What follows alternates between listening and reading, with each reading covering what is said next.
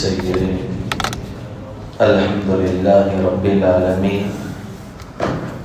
வஸ்ஸலாத்து வஸ்ஸலாமு அலா ரசூலில் கரீம். அம்மா பஅத். அஊது பில்லாஹி மினஷ் ஷைத்தானிர் ரஜீம். பிஸ்மில்லாஹிர் ரஹ்மானிர் ரஹீம்.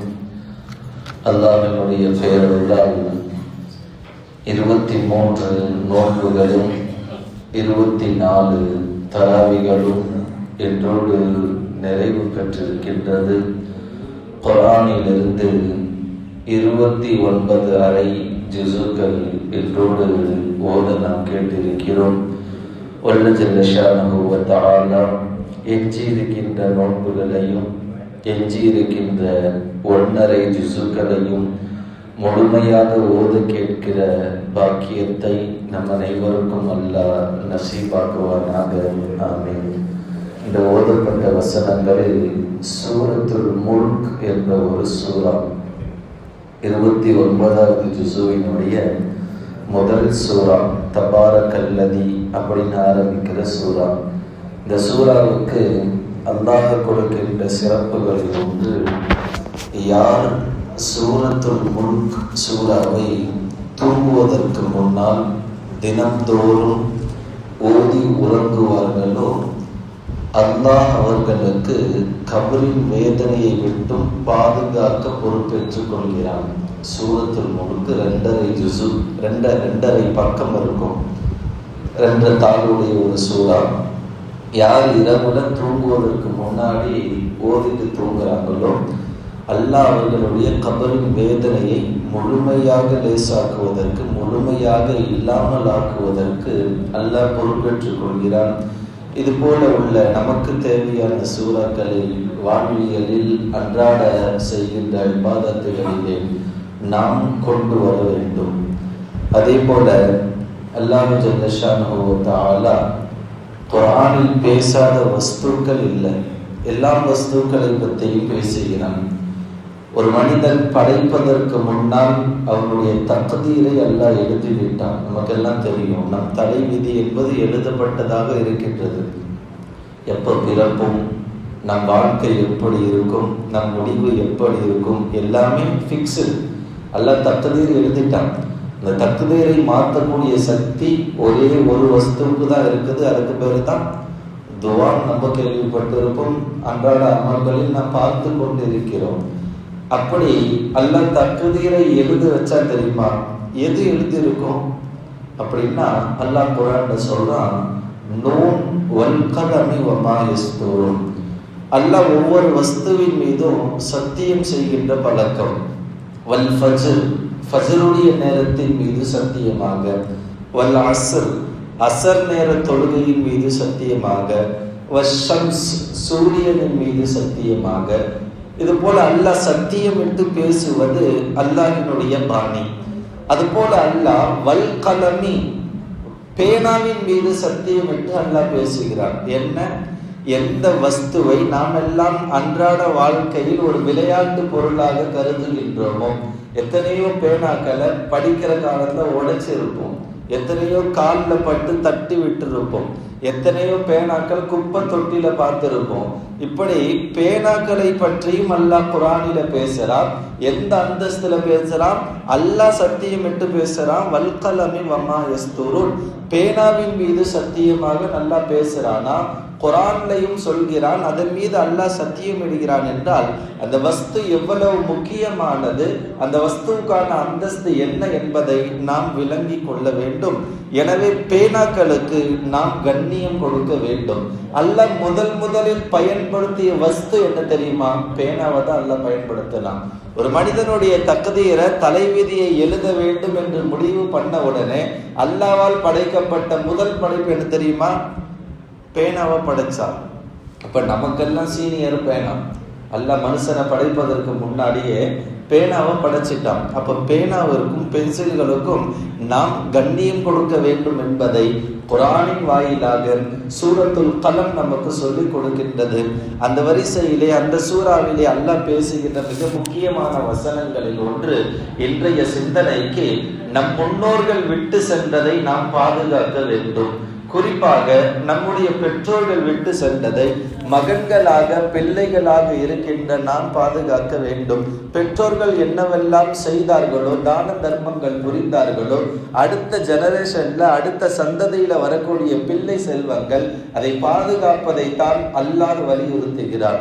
சூரத்துல் கலம்ல ஒரு வசனம், தோட்டக்காரரை பற்றி அல்லாஹ் பேசுறான். யமன் நாட்டுல சனா என்ற இடம், அந்த இடத்துல ஒருத்தர் நிறைய பழங்களை அறுவடை செய்வார். நிறைய பழத்தை, நிறைய அறுவடை, நிறைய லாபம் கிடைக்கும். அவர் என்ன பண்ணுவாருன்னா, எப்ப அறுவடை செய்யறாரோ அதை 3 பங்கா போடுவாரு.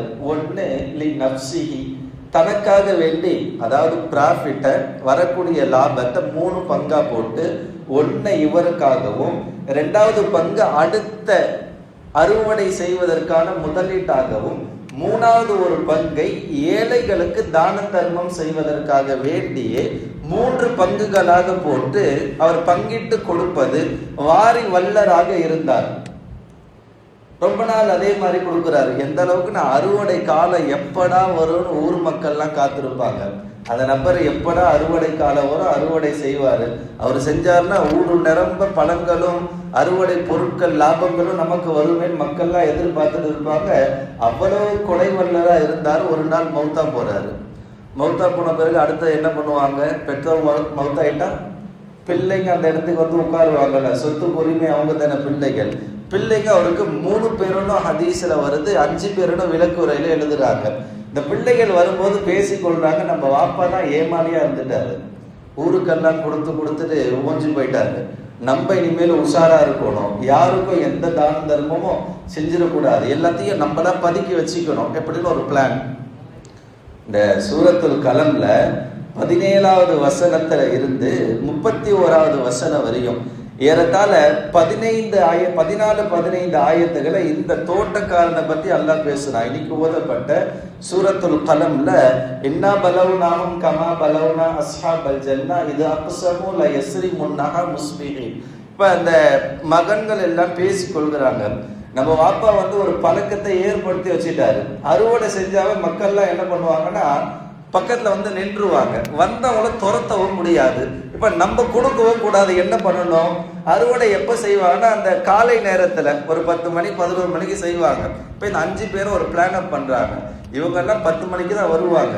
நம்ம விடியற் காலையே போயிட்டு அறுவடை எல்லாம் செஞ்சுட்டா நம்ம லாபத்தை எடுத்துக்கலாம் அப்படின்னு போயிட்டு தூங்கிடுறாங்க.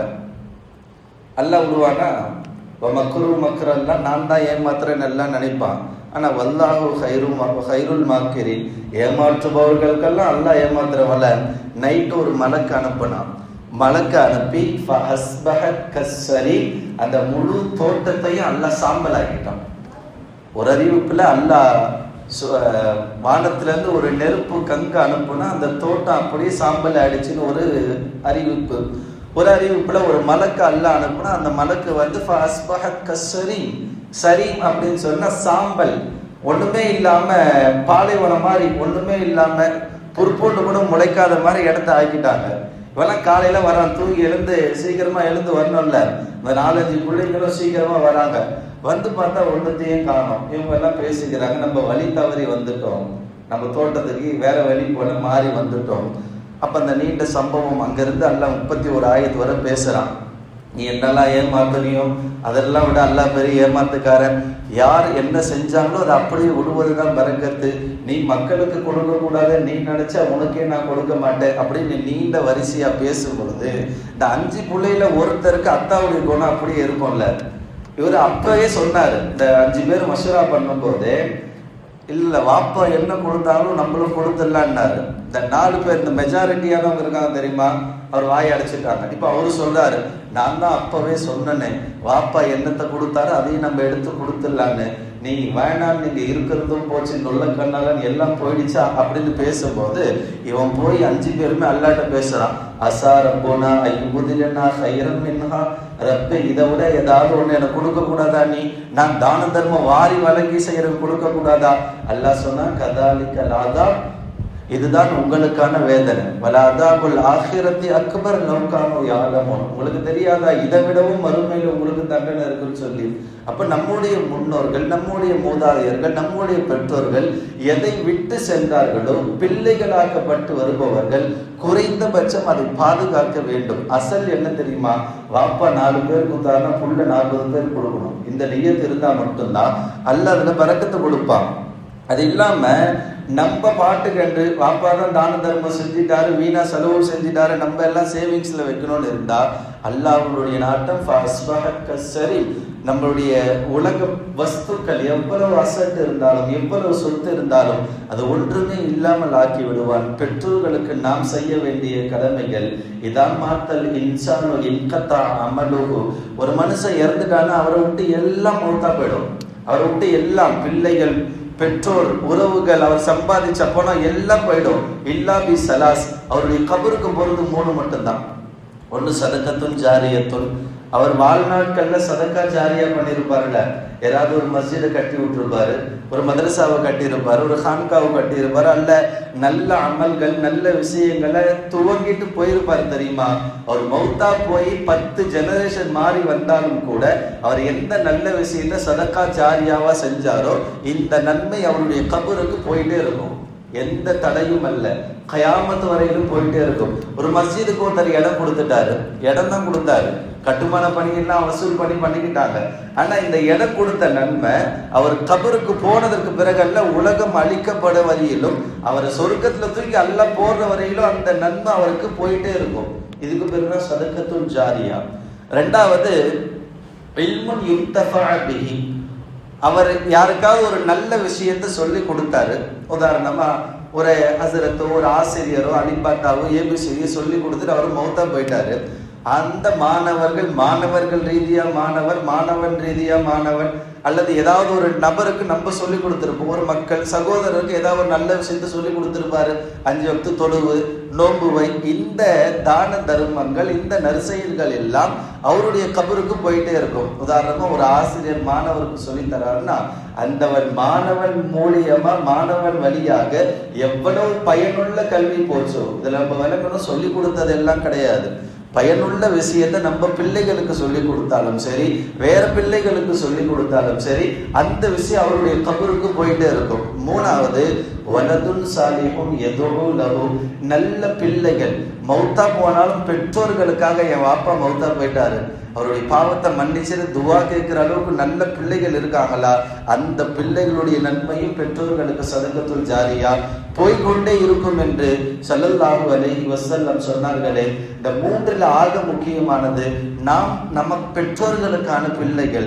நம்ம எத்தனையோ பெற்றோர்கள் நம்மை விட்டு காலம் சென்று இருப்பார்கள், கபருக்கு போயிருப்பார்கள். சிறிய வயதிலே, சமீபத்திலே, எப்போது போயிருந்தாலும் நம் பெற்றோர்களுக்காக நாம் செய்ய வேண்டிய மிகப்பெரிய ஒரு விஷயம்னா அவர்களுக்காக, அவருடைய மக்ஃபிரத்திற்காக துவா செய்யணும். வாழ்க்கையில என்ன தவறு செஞ்சிருப்பாங்க, குற்றங்கள் செய்திருப்பாங்க, அவர்களுக்காக நம்ம துவா செய்யலன்னா யாரு துவா செய்வா? அவங்க இல்லைன்னா இந்த உலகத்துக்கு நம்ம இல்லையே. என்ன சிரமப்பட்டு எந்த வழியும் தெரியாம அழுத போதெல்லாம் இதுக்குதான் புள்ள அழுவதும் பார்த்தாங்களே பெற்றோர்கள். அந்த பெற்றோர்களுக்காக ஒரு பிள்ளை துவா செய்துன்னு சொன்னா அந்த பிள்ளை மௌத்தா போன அவருக்கு சதக்கத்துல் ஜாரியான்னு நாங்க ஸல்லல்லாஹு அலைஹி வஸல்லம். எனவே காலம் சென்ற பெற்றோர்களுக்காக வேண்டி, காலம் சென்ற முன்னோர்களுக்காக வேண்டி அதிகமாக நாம் துவா செய்ய வேண்டும். அவர்களுடைய பெயரிலே ஈசால் சவாபாக நிறைய தான தர்மங்கள் செய்ய வேண்டும். ஏதாவது ஒரு நல்லது செய்யணுமா, என் வாப்பா பேர்ல வச்சுக்கோங்க, என் வாப்பா பேர்ல துவா செஞ்சிருங்க, என் அம்மா பேர்ல துவா செஞ்சிருங்க, இப்படின்னு சொல்லக்கூடிய பழக்கத்தை நாம் கொண்டு வர வேண்டும். பிள்ளைகளாக்கப்பட்ட நாம் பெற்றோர்களுக்கு செய்யாவிட்டால் அந்த 2 நபர்களுக்கும் செய்யக்கூடியவர்கள் இந்த உலகத்தில் யாரும் இல்லை. பெற்றோர்களுக்காக வேண்டி அதிகமாக நாம் துவா செய்ய வேண்டும், நல்ல அமல்களை புரிய வேண்டும். ஒரு நாட்களிலே அவர்கள் என்ன செய்திருந்தார்களோ அதனை வழமையாக நாம் கடைபிடிக்க வேண்டும். எந்த நற்காரியத்திற்கெல்லாம் அவர்கள் தான தர்மங்கள் செய்தார்களோ, எந்தெந்த மத எந்தெந்த நல்ல விஷயங்களை துவங்கினார்களோ, மஸ்ஜிதுகளாக இருக்கட்டும், மதரசாக்களாக இருக்கட்டும், அடுத்த உலகத்துல எந்த விஷயத்திற்கெல்லாம் அவர்கள் உதவி உபகாரங்கள் செய்திருந்தார்களோ அதெல்லாம் நமக்கு தெரிந்திருந்தால் இன்ஷா அல்லாஹ் நம்ம மௌத்து வரையிலும் அதை விடவும் கூடாது. நாம் போவதற்கு முன்னால் நம்ம பிள்ளைக்கு சொல்லிட்டு போனோம், உங்க தாதாவோ நன்னாவோ இப்படி எல்லாம் செஞ்சுட்டு இருந்தாரு, நான் இதுவரை செஞ்சேன், எனக்கு பிறகு நீ செய்யணும்னு சொல்லி வசியத்து செஞ்சுட்டு போனோம். நம்ம எல்லாம் வாழ்ந்தோம் போனோம் அல்ல, நம்ம பிள்ளைகளுக்கு சின்ன பிள்ளையா இருந்தாலும் நம்ம எந்த ஒண்ணு செய்யறோமோ பிள்ளைங்கிட்ட சொல்லணும், பாப்பா நான் இந்த மதரசாக்கு இப்படி செய்யறேன், நான் இந்த பள்ளிக்கு இதை பண்ணுறேன், நான் இந்த குடும்பத்திற்கு இந்த உதவி செஞ்சுட்டு இருக்கிறேன், ஒரு கால் நான் இல்லைனாலும் அதை நீ செய்யணும். இப்படின்னு வசியத்து செய்வது ஒவ்வொரு நபர் மீதும் கடமையாக்கப்படும். அவர் வசியத்து செய்யலனா அந்த பிள்ளை அந்த வழித்தோன்றலில் ஏற்படாது. வல்ல ஜல்ல ஷானஹு வ தஆலா நம் அனைவருக்கும் முன்னோர்கள் எதை செய்தார்களோ அதை வலிமையாக செய்கின்ற நம் வம்சத்தை தாண்டி நம்முடைய சந்ததிகள் வருகின்ற ஒவ்வொரு பிள்ளைகளும் அதை எடுத்து நடாத்தக்கூடிய நற்பாக்கியத்தை எல்லாம் தந்தருள்வானாக. ஆமீன். இன்றைய தராவியை ஆரம்பம் முதல் கடைசி வரையிலும் யார் ஈமானோடு இஹ்லாஸோடு தொழுதார்களோ, இன்னைக்கு எத்தனை தராவி? 24 தராவி.